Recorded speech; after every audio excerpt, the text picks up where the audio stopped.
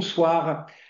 Nous nous retrouvons pour un rendez-vous du pôle où nous allons échanger autour de la question de la mise en place de la plateforme à venir dans nos établissements afin de voir comment relever le pari de cette plateforme et ce qu'elle propose à nos établissements. Alors déjà, pourquoi une plateforme? L'ONICEP a mis en œuvre un travail de fond pour essayer de proposer un outil qui rassemble un maximum de données et d'éléments, de démarches, de ressources afin d'accompagner au mieux nos élèves. Depuis la rentrée 2024, nous travaillons donc avec l'ONICEP afin de voir comment cette plateforme est en lien avec le projet de l'enseignement catholique, comment elle est en cohérence avec notre approche de l'orientation et comment elle accompagne au mieux les collégiens et les lycéens. Après plusieurs phases d'expérimentation auxquelles certains de nos établissements se sont associés, nous pouvons depuis quelques mois nous intéresser et travailler au déploiement de cet outil et on voit qu'il y a beaucoup d'établissements qui se sont déjà connectés et beaucoup de personnes, même de professeurs à titre individuel.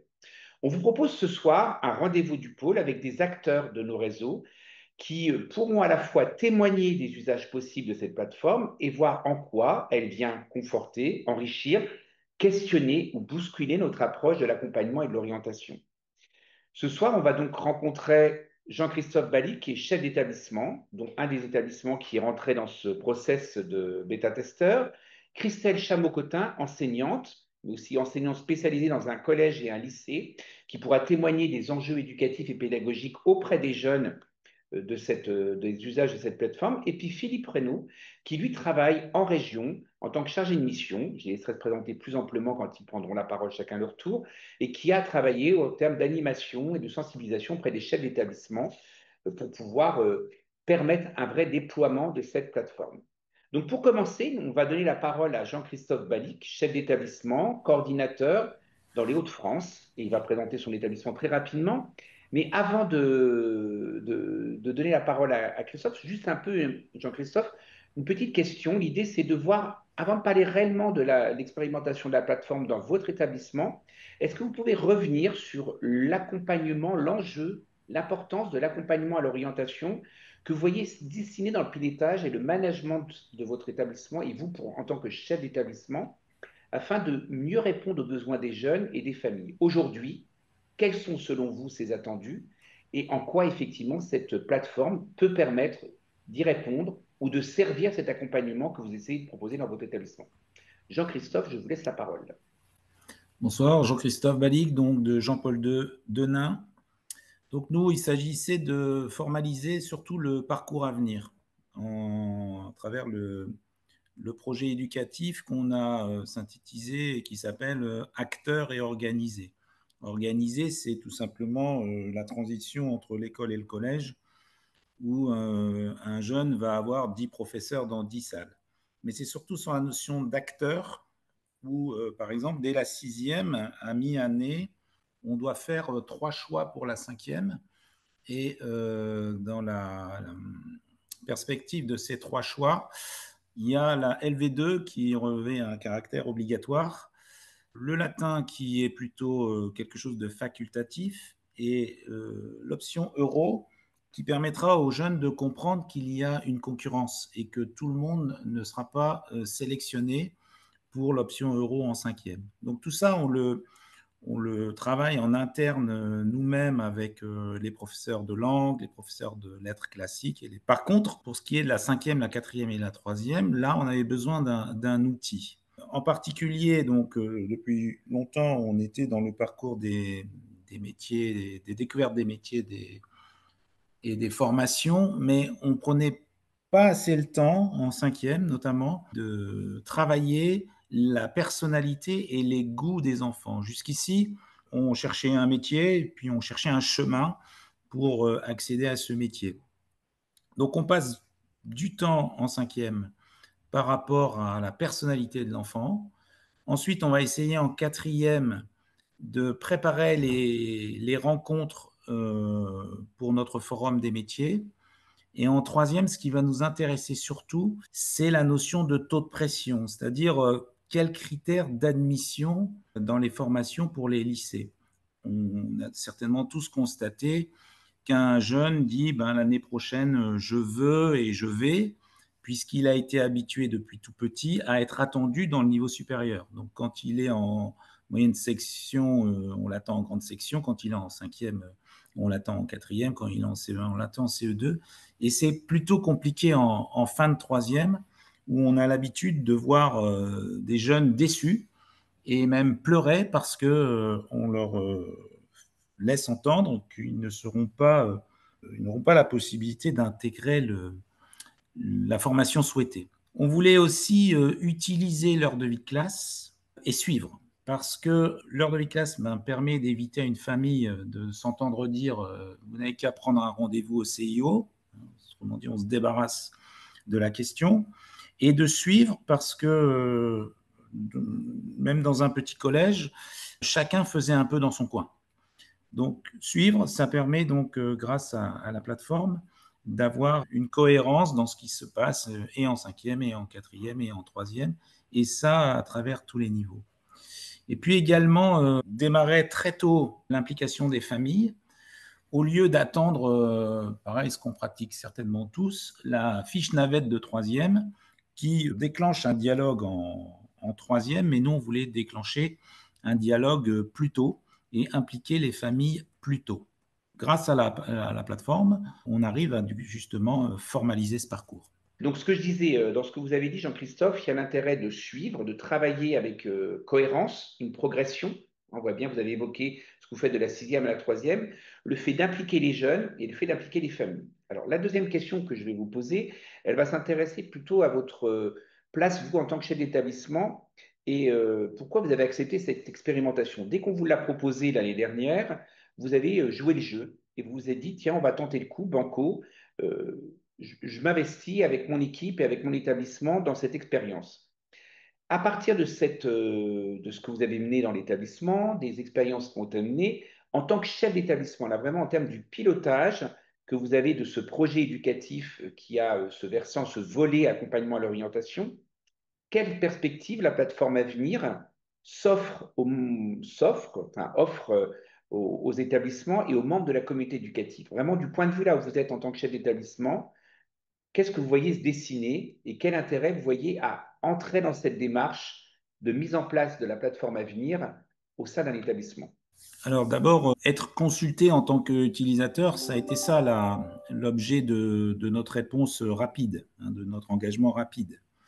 Ensuite, c'est plus facile pour moi si des professionnels de l'établissement ont testé et sont satisfaits. Ils vont m'aider à convaincre l'ensemble de l'équipe. Donc, on a fait un test sur échantillon. L'échantillon fonctionne. Et derrière, ça va être facile à dupliquer grâce à ce professeur de technologie qui m'a appuyé. D'autre part, donc ça c'est plutôt par rapport à la configuration de notre institution. Nous sommes donc un collège, un lycée professionnel et une unité de formation par apprentissage. Donc moi, mon idée, c'était de démarrer sous une forme assez classique avec le collège, mais derrière aussi de pouvoir le dupliquer au lycée professionnel où les parents ont besoin d'entendre que c'est plus le lycée professionnel de leur époque où il s'agissait d'études courtes. On le voit avec le parcours Y qui vient de commencer aujourd'hui. Aujourd'hui, entrer au lycée professionnel, c'est obtenir un bac professionnel, c'est-à-dire obtenir un passeport pour poursuivre des études. Donc ça, c'était la deuxième intention avec mon équipe, c'était derrière bien référencer aussi notre lycée professionnel et préparer après nos lycéens vers Parcoursup. Est-ce que vous voyez maintenant là, dans cette perspective de passer au niveau du lycée, est-ce que vous avez l'impression que le fait qu'il y ait un outil qui permette de donner un maximum d'éléments aux enseignants, c'est plus aisé pour vous de lancer les équipes dans cette initiative?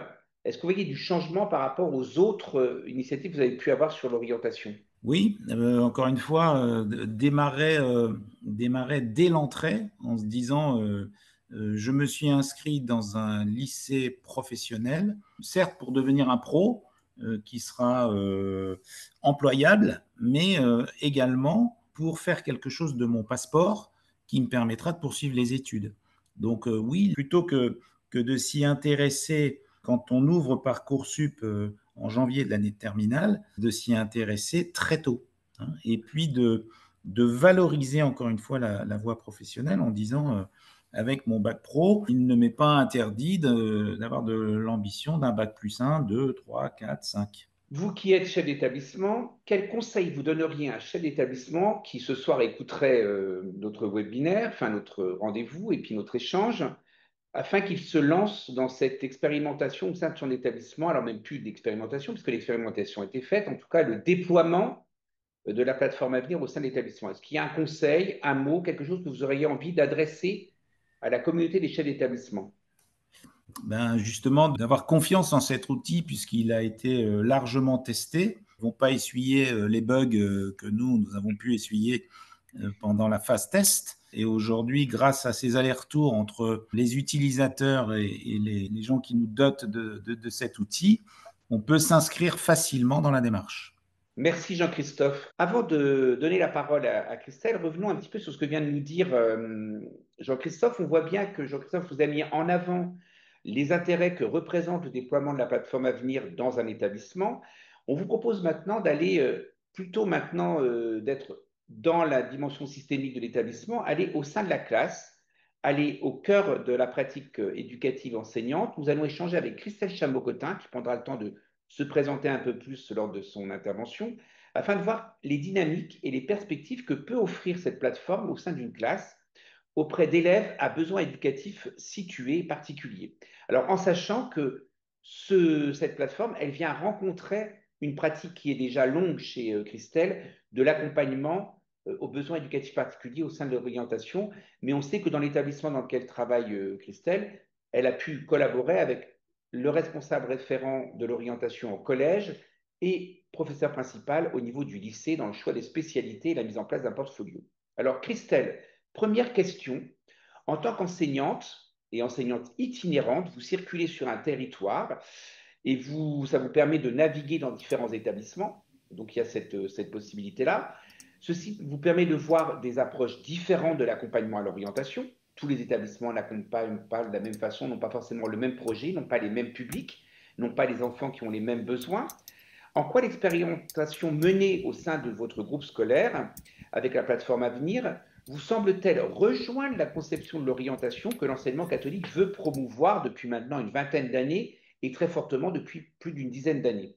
Bonsoir Benoît et bonsoir à tous. Alors mon poste d'enseignante spécialisée m'amène à circuler sur les 7 collèges catholiques du bassin annécien avec une mission quand même bien précise qui est celle d'accompagner les élèves en situation de handicap dont l'inclusion est complexe et d'accompagner aussi les enseignants.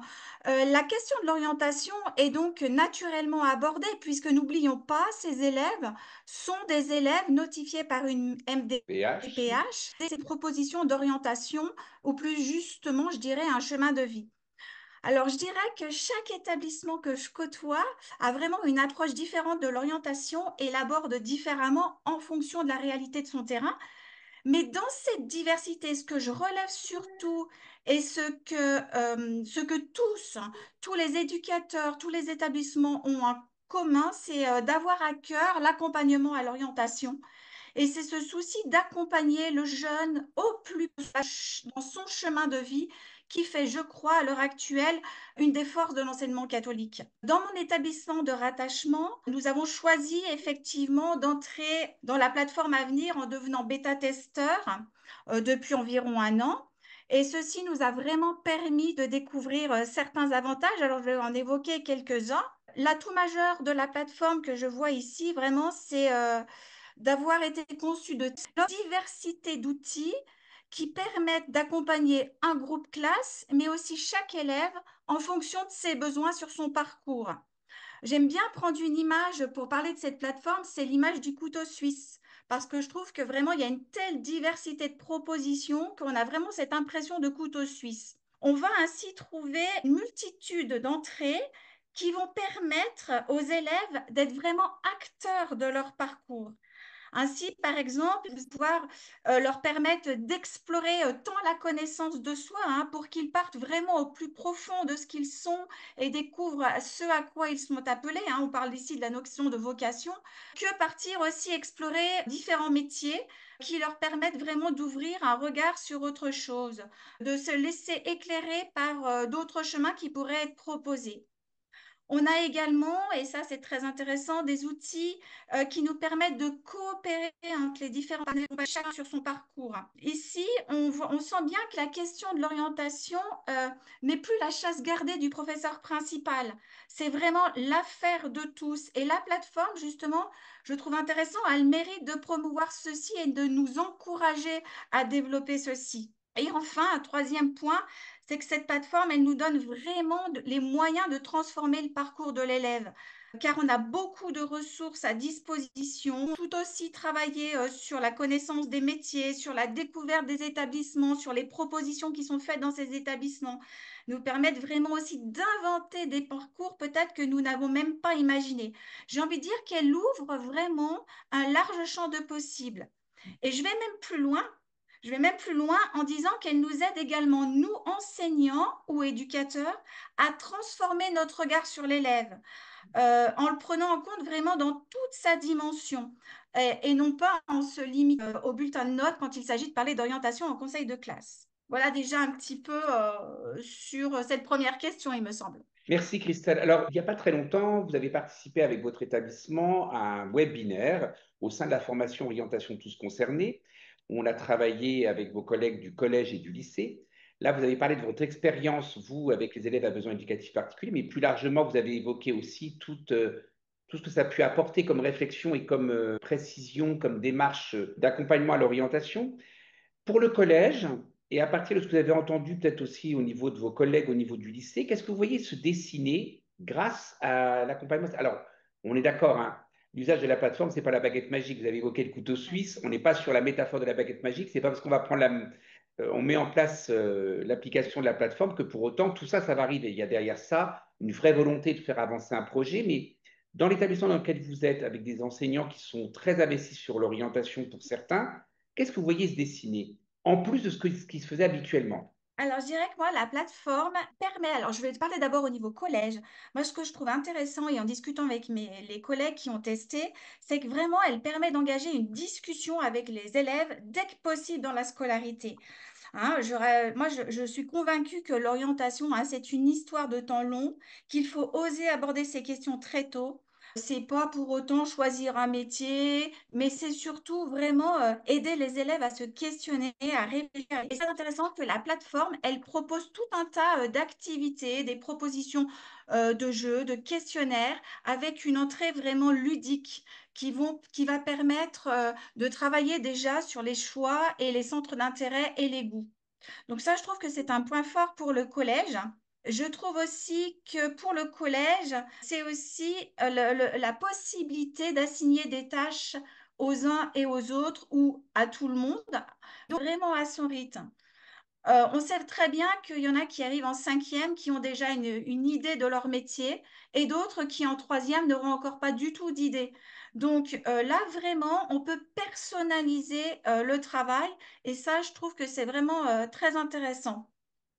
Pour le lycée, en discutant avec mes collègues, ce qui est ressorti, c'est vraiment cette idée de tout regrouper, de centraliser au même endroit dans une même plateforme, ce qui va permettre vraiment d'assurer un suivi de l'établissement. Eh bien, en se reconnectant à nos comptes EduConnect, on va pouvoir retrouver notre parcours.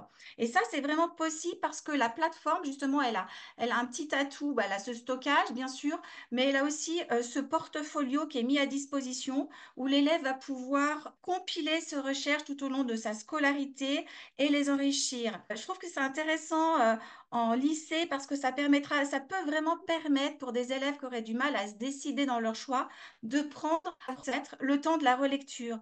Je crois que vraiment c'est un outil qui nous permet aussi d'aborder l'orientation d'une autre manière. Hein, peut-être qu'il s'agira ici d'être un accompagnateur dans l'éducation au choix. Hein, dans ce que tu as fait ici, dans ce que tu as compilé, qu'est-ce que tu vas préférer? Hein, c'est aider aussi l'élève à discerner et prendre des décisions. Bien sûr, on retrouve aussi tous ces renvois vers les logiciels, hein, très intéressants pour l'accompagnement au lycée, hein. Je pense notamment à Horizon 21 ou le travail sur Parcoursup. Voilà pour le collège et le lycée, un petit peu ce que je pense être des points forts. Voilà, ce qui est intéressant dans ce que tu dis, il y a la question de l'engagement, engager un échange assez tôt, le plus tôt Mm. possible. La question de travailler sur le temps long, en sachant bien qu'on n'est pas que sur des charnières, et là on revient bien sur des choses qu'on dit depuis très longtemps, en tout cas dans un établissement. Ce qui est intéressant aussi que vous évoquez, si on reprend, c'est la question de l'entrée qui est ludique. Mais cette entrée ludique, l'intérêt qu'elle a, c'est qu'elle n'est pas uniquement pour dédramatiser les choses, mais elle met vraiment le jeune qui va devenir acteur et auteur du process. Et c'est ça qu'on essaye de promouvoir depuis plusieurs années. La question de l'importance de la personnalisation, du stockage des données, avec la question du portfolio, mais aussi de toutes les activités qui sont proposées. Ce qu'évoquait aussi tout à l'heure Jean-Christophe, hein, la question du suivi avec la progression, une plateforme qui invite aussi les équipes à travailler à une construction de progression au sein d'un établissement, de la sixième à la troisième et de la troisième à la terminale. Et on pourra voir par la suite que l'idée de la plateforme Avir, c'est qu'elle puisse aller aussi en post-bac par la suite. Et puis, ce qui est important dans ce que vous venez de dire, hein, tous les deux, mais ce qu'a évoqué aussi tout à l'heure Jean-Christophe, la question du choix. Jean-Christophe parlait du choix des langues à un moment donné, du choix des options. Il y a aussi à aider au discernement. Voilà. Tout ce qui vient d'être dit, en tant qu'enseignante spécialisée, parce que ce n'est pas uniquement la simple casquette de l'enseignante ordinaire, hein, c'est aussi cette démarche-là. Vous voyez dans la plateforme Avenir une plus-value et pour les jeunes que vous accompagnez, c'est ce que vous dites souvent. Comment vous le formuleriez aux équipes? Comment vous diriez à un moment donné, voilà, c'est intéressant de travailler sur cette plateforme et ça pourrait être une plus-value pour les élèves qu'on accueille, qui ont des profils particuliers et qui ont à un moment donné ce besoin d'être accompagnés de façon en proximité et en particularité. Alors, en tant qu'enseignante spécialisée, moi, ce que j'apprécie vraiment dans cette plateforme, c'est cette possibilité de coopérer entre les différents partenaires. Pour moi, ça, c'est vraiment très intéressant parce qu'on est bien dans un parcours qu'on construit ensemble, hein. Je pense que vraiment, pour l'accompagnement de ces élèves, ça, c'est un point fort. Ce qui est intéressant aussi, c'est qu'on va pouvoir avoir un calendrier qui s'affiche avec des événements qu'on peut afficher, donc, et qui vont permettre aux élèves de se repérer. On sait combien ces enfants ont besoin de points de repère, qu'on leur rappelle les choses. Et ça, je trouve vraiment un outil intéressant à exploiter. Et puis, il y a aussi cette possibilité de relecture. C'est fini les pertes de documents, hein. Tout est centralisé. On peut retrouver. Là aussi, pour des questions d'organisation, je trouve que la plateforme est vraiment un atout. Je tiens à dire aussi, s'il y a des collègues qui sont en SECPA ou sur des dispositifs Ulysse, qu'il y a une multitude de ressources qui sont proposées. Et ça, vraiment pour en avoir vérifié et travaillé pour voir déjà ce qu'on proposait, vraiment, c'est un atout parce que les choses sont toutes prêtes, sont minutées et nous offrent vraiment une ouverture sur des ressources très intéressantes. Merci Christelle, merci beaucoup. Oui, peut-être un dernier mot. Moi, je dirais que je vais être un petit peu là, parler vraiment personnellement.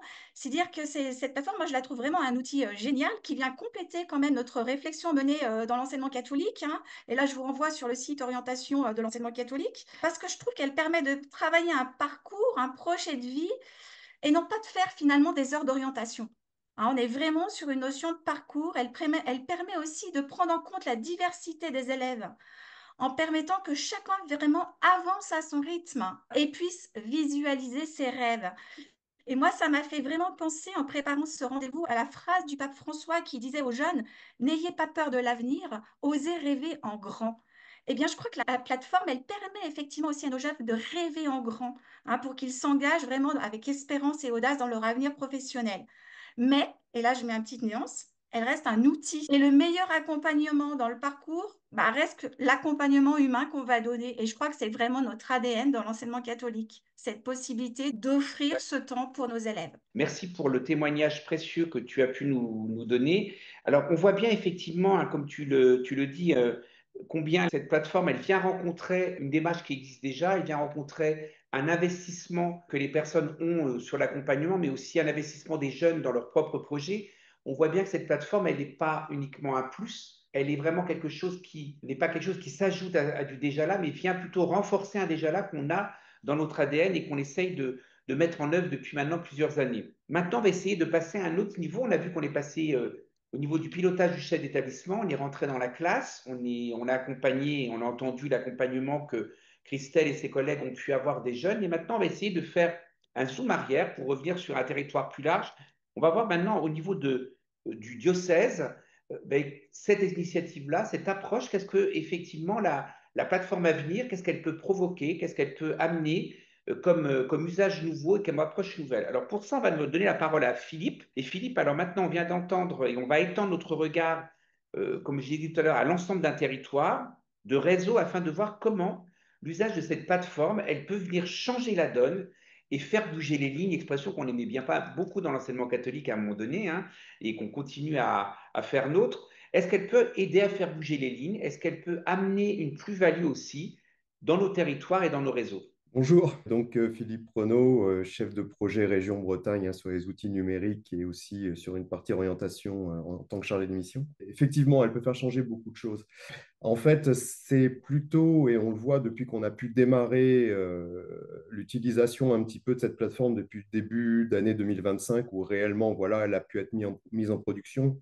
On s'aperçoit quand même que dans les premières utilisations, c'est aussi un outil assez structurant pour le chef d'établissement dans son pilotage. Alors, il y a plusieurs raisons à ça, il y a plusieurs vecteurs. Il y en a un qui a été dit, hein, parce que les collègues l'ont très bien dit tout à l'heure entre Christelle et Jean-Christophe. En fait, on a une banque d'activités déjà qui est de très bonne qualité. Donc, c'est assez aidant au départ pour le chef d'établissement et pour nos collègues enseignants, dans la mesure où très vite, vous allez trouver de quoi réaliser des activités dans de bonnes conditions.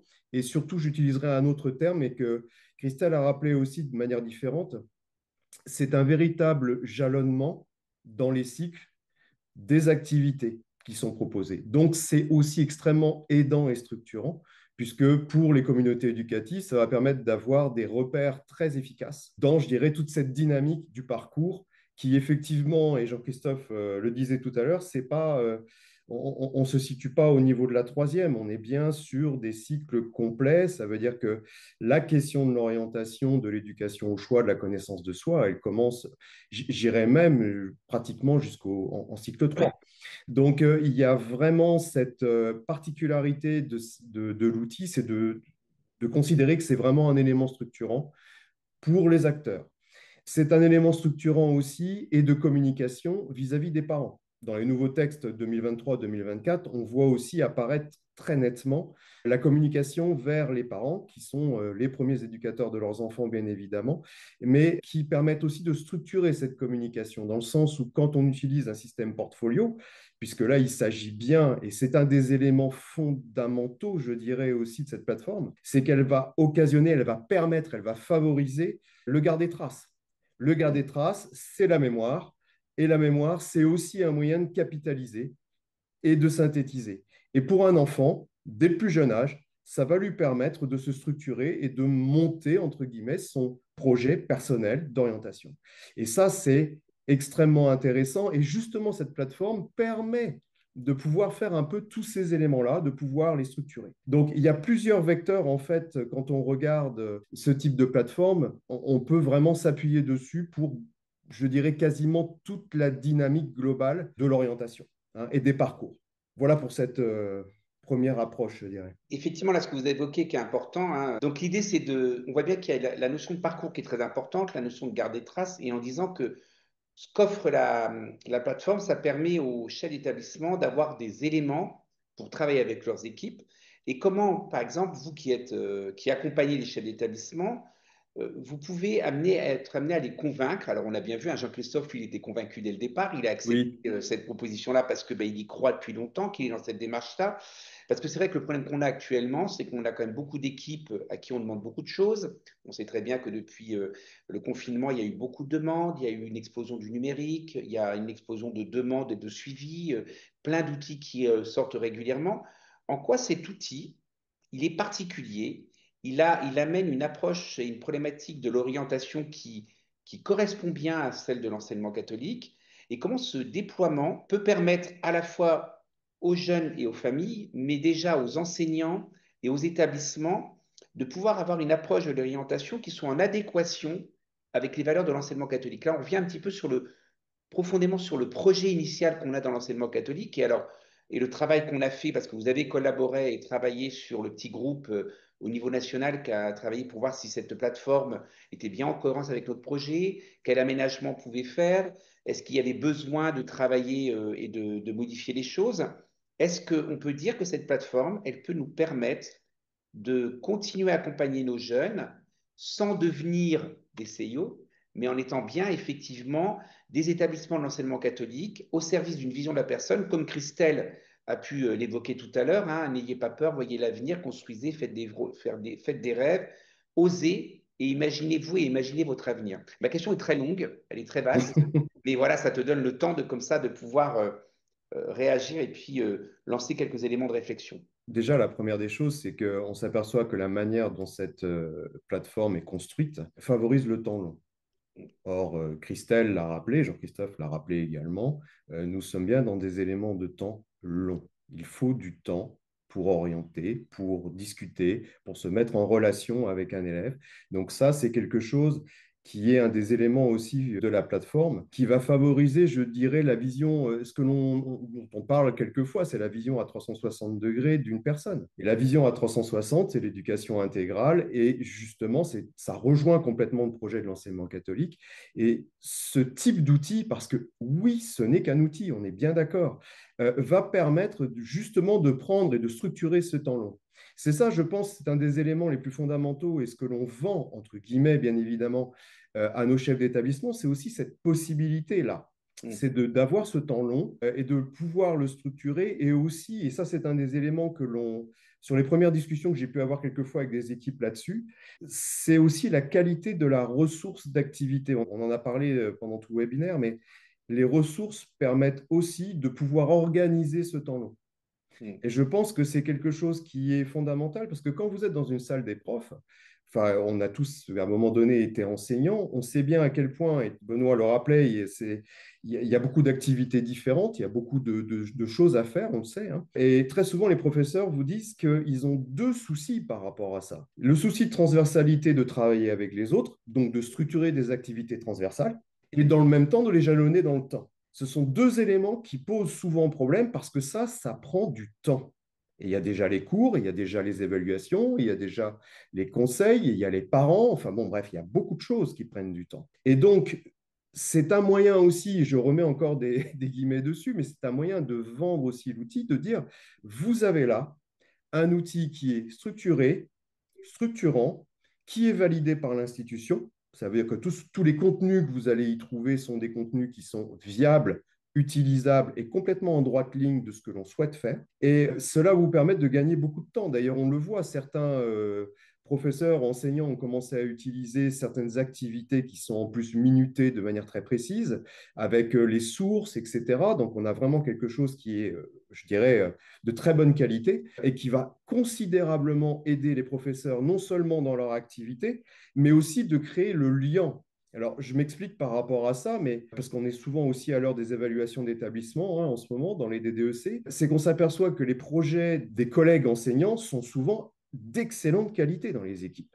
On a chez nous, on appelle des pépites, on en trouve beaucoup dans nos communautés éducatives, et de toutes sortes. Et on le voit d'ailleurs avec les évaluations d'établissement. Souvent, ce qui manque, c'est de pouvoir structurer un peu plus les activités et surtout de créer du lien dans une équipe entre ces activités de façon à permettre la dynamique de parcours. Et tout ça, c'est un ensemble que, moi, je pourrais donner une autre image. Christelle parlait du couteau suisse. Effectivement, c'est intéressant parce qu'on fait beaucoup de choses avec. Moi, je dirais quelque part, la plateforme aussi peut être une sorte de ciment du parcours. C'est-à-dire qu'elle va permettre de donner le sens général de l'ensemble de toutes les pépites que l'on trouve dans nos établissements aujourd'hui, et je peux vous assurer, il y en a beaucoup. Donc, vous voyez, on est vraiment, je reviens à ce que je disais au départ en intro, on est vraiment sur un outil structurant. Philippe, merci. Vous avez insisté sur la question du lien et puis montre qu'on est bien en cohérence. Solveig, alors il nous reste 5 minutes. Solveig, est-ce que vous avez un petit retour de questions à nous adresser et à proposer aux différents intervenants? Bonsoir Benoît, bonsoir à tous. Oui, alors on va essayer de faire rapide pour bien respecter le temps. Donc, trois questions en une. Des questions un petit peu de contextualisation, savoir au niveau des bêta-testeurs de ce panel, combien il y a eu d'établissements, dans quelle région cela se situait. Et une question assez technique, mais fort intéressante, qui peut avoir accès dans la communauté éducative à cette plateforme, puisque ben voilà, il y a certains dans le chat qui disent que dans certaines régions, il n'y avait que les enseignants qui avaient accès à la plateforme, mais que le chef d'établissement ou la conseillère d'orientation ou les autres n'en avaient pas. Voilà. Merci beaucoup, Solveig. Alors, pour la première question, je vais y répondre en termes de contextualisation parce que effectivement, ça s'est passé, on a centralisé au niveau du secrétaire général. Alors, on a eu, nous, presque 200 établissements qui se sont manifestés comme étant volontaires pour pouvoir participer. Ça a été réparti sur l'ensemble du territoire.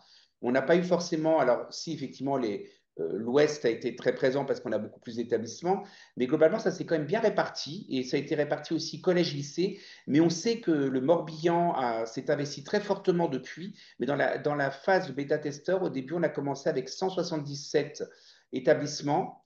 Et après, ça s'est élargi. Et aujourd'hui, alors là, nous n'avons pas les derniers chiffres, mais on a quand même beaucoup de nos établissements qui sont rentrés depuis le mois de janvier dans des connexions souvent très impulsées au niveau des territoires. Alors, dans l'Ouest, on sait qu'aussi dans le centre, avec Blois et Tours, il y a eu de l'investissement. Et sur le diocèse de Marseille aussi et vers Strasbourg, il y a eu beaucoup de connexions actuellement.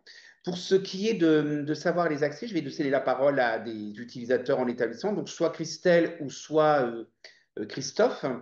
Jean-Christophe, est-ce que toi, tu as eu aussi la connexion en tant que bêta-testeur, en tant que chef d'établissement? Non, non, moi, comme je disais tout à l'heure, c'était plutôt un test sur échantillon à travers une classe de troisième. Et c'est vrai que ce qu'on a vu se dessiner, c'est que actuellement, alors après, il y aura des progressions, ça va bouger, mais c'est vraiment les référents orientation qui ont la main mise et et qui peuvent agir sur la plateforme et les professeurs principaux. Voilà.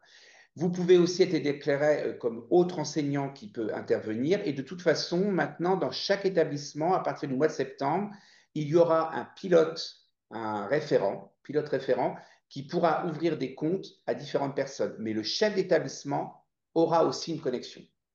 Voilà pour répondre aux questions, Solveig. Merci beaucoup pour ce temps-là. Il nous reste 2 minutes. Merci beaucoup aussi pour les témoignages. Est-ce que vous auriez envie, si vous aviez, par rapport au croisement des trois témoignages qu'il y a pu avoir, en vous réentendant, parce que même si on avait préparé ça ensemble, Jean-Christophe, Christelle et puis Philippe, est-ce que vous auriez un mot, une idée que vous vouliez communiquer à l'ensemble des personnes, des auditeurs et aux personnes qui seront en replay de ce webinaire? Qui voudrait prendre la parole en premier? J'ai beaucoup apprécié la notion de parcours versus passer des heures à faire de l'orientation. Donc, ça a été Christelle qui a parlé et derrière, Philippe a évoqué le mot de liant, de ciment. Oui, c'est ça. Encore une fois, au lieu d'avoir des activités juxtaposées, on entre dans un parcours ou dans un tout, dans un dialogue entre un enfant et une école et une famille. Simplement que je crois qu'il ne faut surtout pas hésiter à utiliser. On a eu l'expérience d'autres choses auparavant. On s'aperçoit qu'on n'est pas obligé d'avoir tout un établissement forcément au départ à utiliser ça. Quelquefois, vous avez simplement une utilisation de la plateforme sur 2 ou 3 classes ou pour des projets spécifiques. Et je peux vous assurer déjà que la valeur ajoutée de ce type d'outil est absolument énorme. Que ce soit pour des BEP-ASH, pour des élèves qui ont besoin éducatif particulier, mais aussi pour plein d'autres projets. Donc, il ne faut pas hésiter, il ne faut pas non plus considérer qu'il faut mettre tout le monde tout de suite dessus. Ça n'a pas forcément vocation à ça. Ben moi, je reviens quand même je reprends le mot qui a été dit précédemment, c'est vraiment cette notion de parcours. Moi, je trouve vraiment très intéressant de pouvoir porter ce projet, ce parcours et ce projet de vie avec des élèves. Merci beaucoup, Christelle. On finit sur une belle phrase sur la question, le parcours des élèves. Et on voit bien qu'au cœur de notre rendez-vous ce soir, c'était pas tant que uniquement cette plateforme, mais c'est de voir comment cette plateforme, cet outil, peut nous aider à accompagner toujours mieux les jeunes qui nous sont confiés, en lien avec les familles, mais surtout les rendre acteurs et auteurs. Et la plateforme serait un bon levier pour pouvoir mettre en place cette dynamique, continuer à mettre en place cette dynamique qui se construit sans cesse. Merci beaucoup à vous. Désolé pour les petits problèmes de connexion. Bonne fin de journée. Et puis, ben, écoutez, n'hésitez pas à expérimenter cette plateforme et à nous faire des retours sur vos usages et sur les pratiques qu'il y a pu avoir. Merci, bonne fin de journée.